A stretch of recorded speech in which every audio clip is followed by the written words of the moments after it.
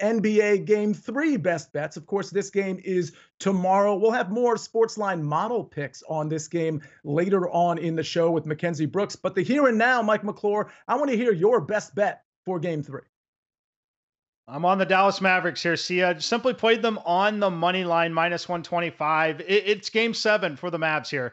You have to have this one. You go down 0-3. The series is essentially over at that point. There's ample rest here. Luka looked really good in the last game. I'm expecting more from Kyrie Irving. I think getting him out of that environment in Boston might be a great thing coming back home, but it's really where I expect the role players. Role players typically play a lot better in that home court environment. I'm looking at the interior defense on the Mavs side and some offensive contribution from not only PJ Washington, but also Derek Jones. I think this is going to be the complete effort.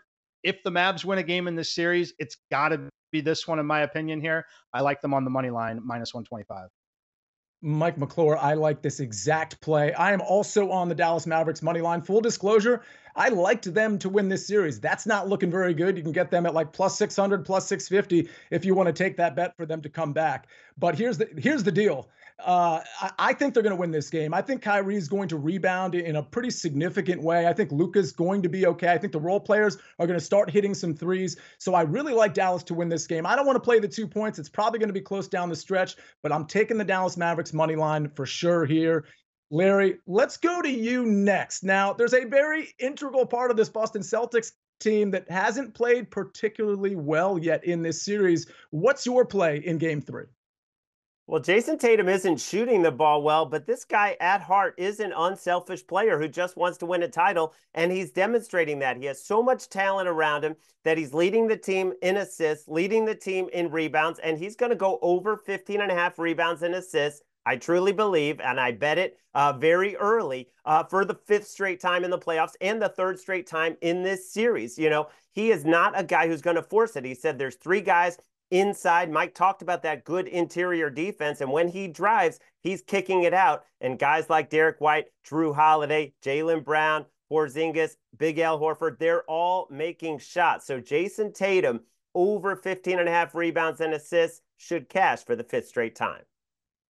Yeah, I like that play quite a bit. I wonder how Jason Tatum's going to do in the scoring department. He'll probably bounce back there as well. But Mike McClure, I want to kick something to you real quick because like I said, the series price, it's pretty extreme if you want to take the Dallas Mavericks, plus 640.